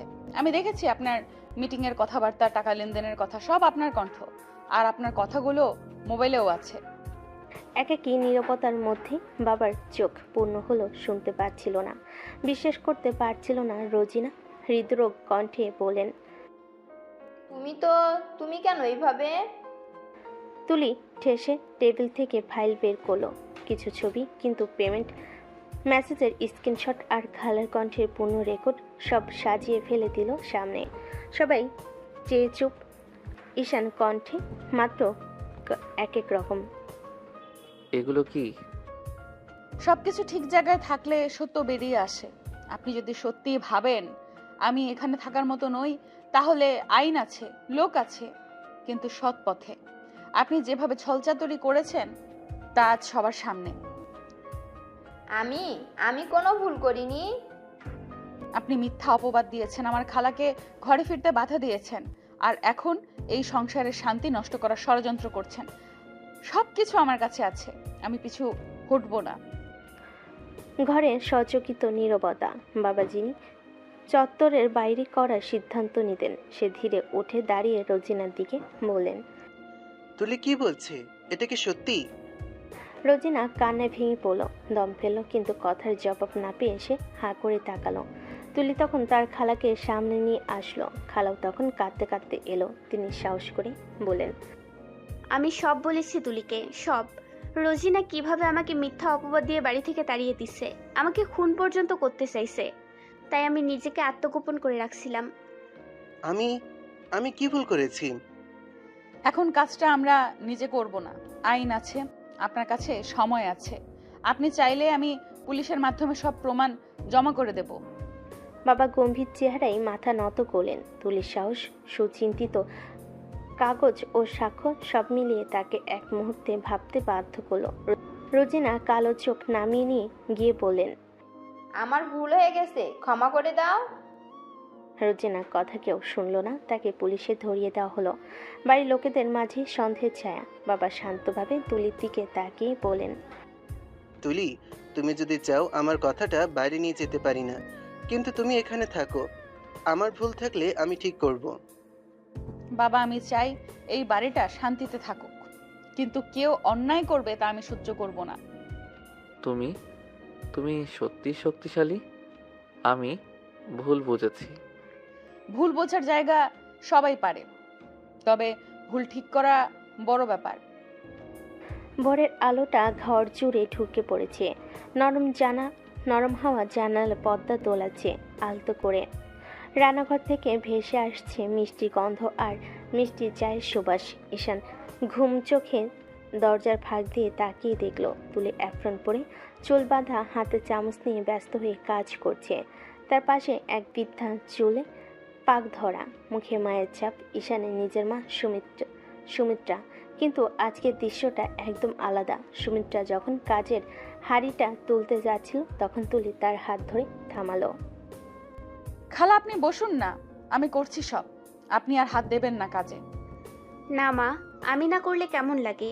ছোটবেলা থেকে তো রান্নাঘরেই জীবন কেটেছে, হাত খালি রাখতে মন চায় না। তুলি চামচ নামিয়ে তার কাছে গিয়ে দু হাত ধরে বলল, খালা, সারা জীবন তো কষ্ট করেছেন, আপনার হাতের দাগই প্রমাণ আপনি কতটা লড়েছেন। এখন বাকিটা জীবন সুখে কাটান, আমি আছি না, আমি সব করব। সুমিত্রা মৃদু অবাক চোখে তাকালেন। যে মেয়েটাকে একসময় শুধু বোনের মেয়ে হিসেবে চিনতেন, আজ সে যেন মেয়ে হয়ে উঠেছে। তুই এমন বলিস কেন মা? আমার তো কোনো মেয়ে ছিল না, আজ মনে হচ্ছে সত্যি একটা মেয়ে পেয়েছি। তাহলে আমিও তো ভাগ্যবতী খালা, এমন মা পেয়েছি। আপনি শুধু পাশে থাকবেন, আমি রান্না, কাপড়, ঘর সব সামলে নেব। আপনি বসে বসে চা খাবেন, আমার গল্প শুনবেন। এই কথাগুলো বলি তুলি মজার ছলে খালার সামনে চায়ের কাপ ধরিয়ে দিল। এই নিন, আজ আমি বানিয়েছি, ভালো না লাগলে বকা দেবেন, কিন্তু কাজ করবেন না। তুই তো আমার ছেলেকেও হার মানিয়ে দিবি মনে হয়। ঈশান কখনো এভাবে খেয়াল রাখে না। ও তো ছেলে, আমি মেয়ে, আমি জানি মায়ের কষ্ট কতটা, তাই না খালা? ঠিক তখনই দরজার ফাঁক দিয়ে ঈশান সবকিছু দেখছিল। তার মুখে এক অদ্ভুত প্রশান্তি। সে ভাবছিল, যে মেয়েটাকে আমি একসময় ভুল বুঝেছিলাম, সে আজ আমার মাকে নিজের মায়ের মতো আগলে রাখছে। আমি কি তবে সত্যি ভাগ্যবান? মা, আপনি আবার কাজ করছেন কেন? তুলি তো বলেছিল আপনাকে কিছু করতে দেবে না। তোর বউ তো একদম পাগল, আমার হাত থেকে হাঁড়িটা ছিনিয়ে নিচ্ছিল, বলছে আপনি খালা, আমি চাকরানি নই। এখন আমি বসে বসে আদেশ খাচ্ছি।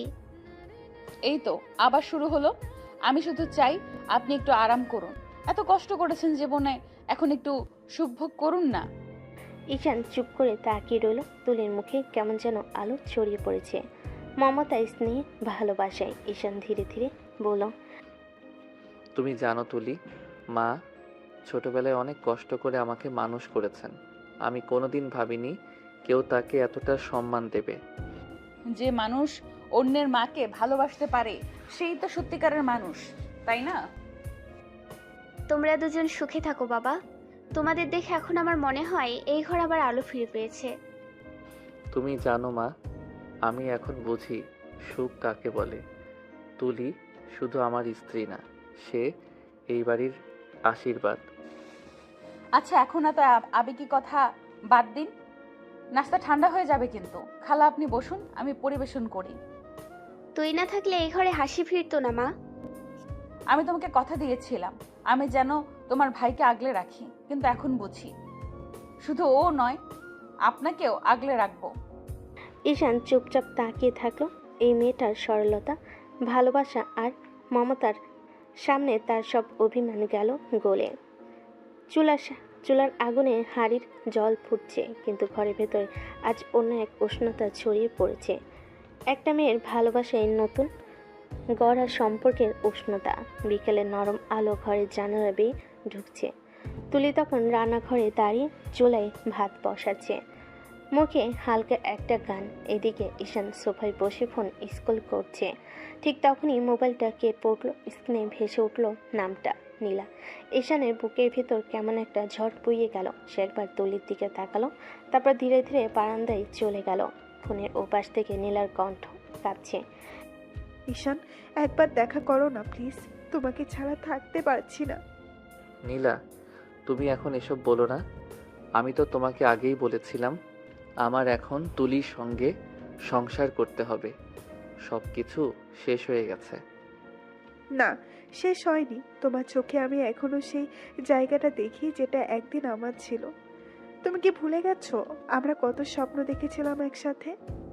ঈশান চুপ করে থাকে, চোখের সামনে তুলির হাসি, কিন্তু কানে বাজছে নীলার কণ্ঠ।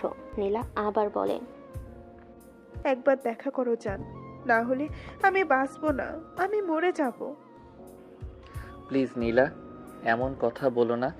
আমি তোমার কাছে আসবো, একবারই দেখা করব, ঠিক আছে? ফোনটা কেটে দিতে তার বুকটা ভারী হয়ে গেল, ভেতরে এক ধরনের অপরাধ বোধ, কিন্তু মনে একরাশ টান। ঠিক তখনই পেছন থেকে তুলির কণ্ঠ, তুমি কার সঙ্গে কথা বলছিলে ঈশান?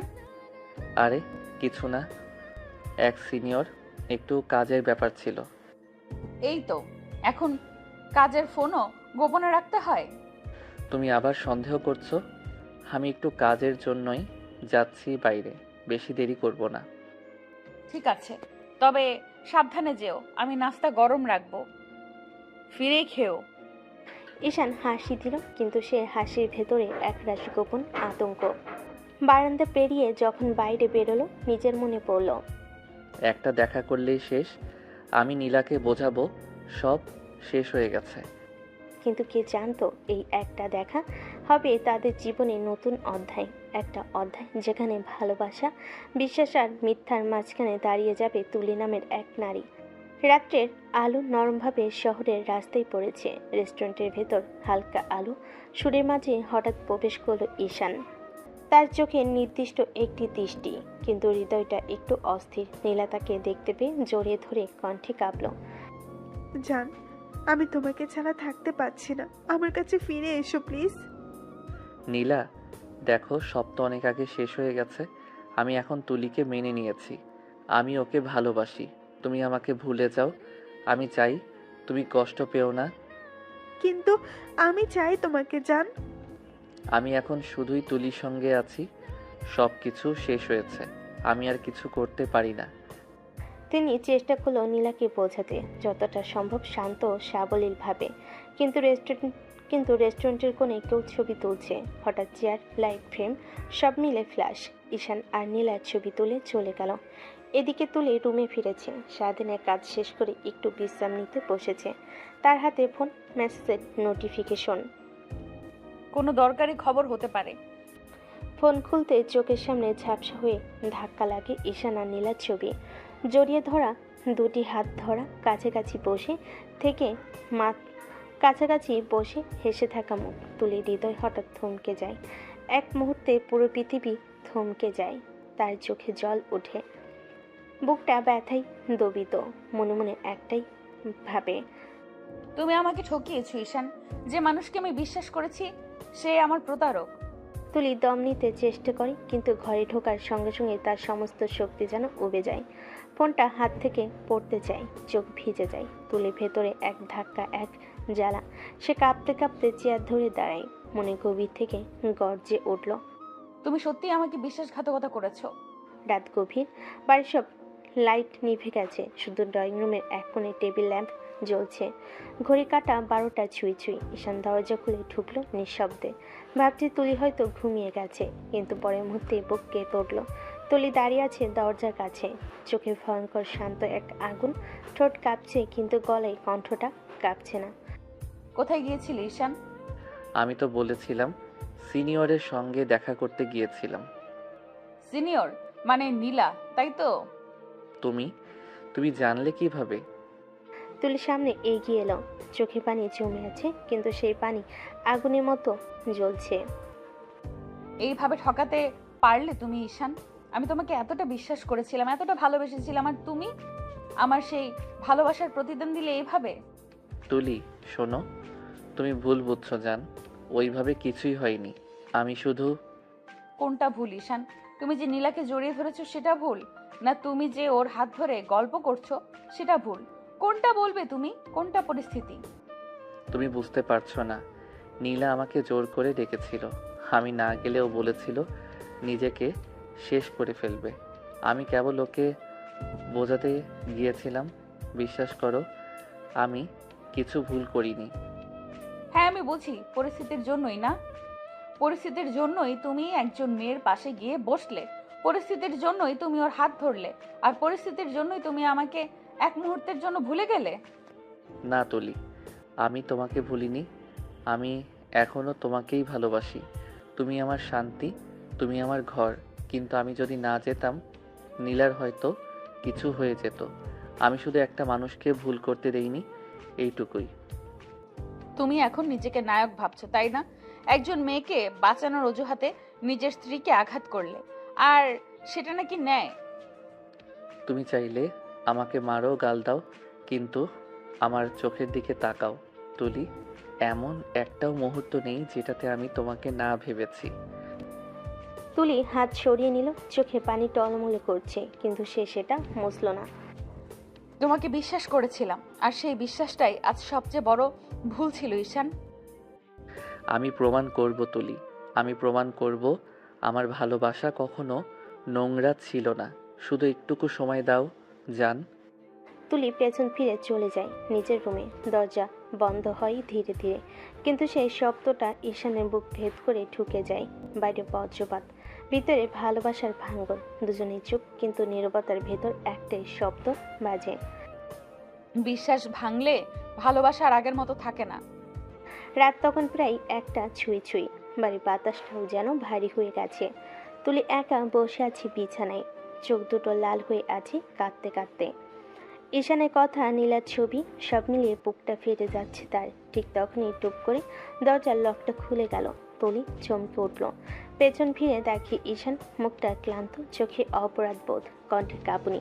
সে ধীরে ধীরে ভিতরে ঢুকলো, দরজাটা বন্ধ করে নরম গলায় বলল, তুলি, একটা কথাও না বলে তুমি এত দূরে চলে গেলে জান, আমি সহ্য করতে পারছি না। তুমি কেন এলে এখানে? আমার কোনো কথা শুনতে ইচ্ছে করছে না। শোনো না, আমি তোমাকে ঠকাইনি তুলি, আমি সত্যি তোমাকে ভালোবাসি। আমি শুধু নীলাকে বোঝাতে গিয়েছিলাম যেন সে নিজের ক্ষতি না করে। আমি ভুল কিছু করিনি জান। তুমি আমার পৃথিবী, তোমাকে হারানোর ভাবনাতেই আমি মরে যাচ্ছি ভেতরে ভেতরে। ভালোবাসো বলো, আর ছবি তুলতে দাও, অন্য কারোর পাশে দাঁড়াতে চাও? ঈশান নিঃশব্দে তার কপালে চুল সরিয়ে দেয়, তারপর তুলির ঠোঁটে চুমু দেয়, চোখের দিকে তাকিয়ে ফিসফিস করে, আমি তোমার জন্য সব করতে পারি তুলি। তুমি যদি চাও আমি এই মুহূর্তে সব ছেড়ে তোমার সামনে দাঁড়াবো। শুধু বলো তুমি বিশ্বাস করো আমাকে। অন্য কারোর পাশে দাঁড়াতে দাও? আমি রাগ করিনি ঈশান। তুমি আমার ভালোবাসায় যে বিশ্বাস ছিল সেটা এক মুহূর্তে ভেঙে দিয়েছিলে। জান, আমি প্রতিজ্ঞা করছি আর কখনো এমন ভুল হবে না। তুমি আমার বউ, আমার জীবন। তোমাকে কষ্ট দেওয়া মানে নিজেকে শেষ করা। একবার আমাকে ক্ষমা করো প্লিজ। তুলির চোখে অভিমানের সঙ্গে ভালোবাসার আলো ঝলকায়। ধীরে ধীরে সে ঈশানের দিকে ফিরে তাকায়, তারপর চুপচাপ এগিয়ে গিয়ে ঈশানের বুকের উপর মাথা রাখে। আর কখনো এমন করবে না তো? আমাকে এমন কাঁদাবে না তো? না সোনা, কখনো না। তুমি কাঁদলে আমি বাঁচবো না জান। তোমাকে ছাড়া আমি কিছুই না। দুজনেই নীরবে একে অপরকে শক্ত করে ধরে থাকে। বাইরে তখন বৃষ্টি পড়ছে, কিন্তু ঘরের ভিতরে দুটো হৃদয়ে আকাশ ধীরে ধীরে পরিষ্কার হয়ে যাচ্ছে। তুলির অভিমান গলে গিয়ে মিলিয়ে যায় ঈশানের ভালোবাসার উষ্ণতায়। নিঃশব্দে শান্তভাবে ভালোবাসা আবার ফিরে আসে তাদের জীবনে। ঈশান তুলে ঠোঁট কামড়ে কিস করতে লাগলো। তুলিও ঈশানের সাথে তাল মেলালো। একে একে দুজনের পোশাক নিচে গড়াগড়ি খেতে লাগলো, আর তারা দুজন ভালোবাসাময়ী রাত পার করলো।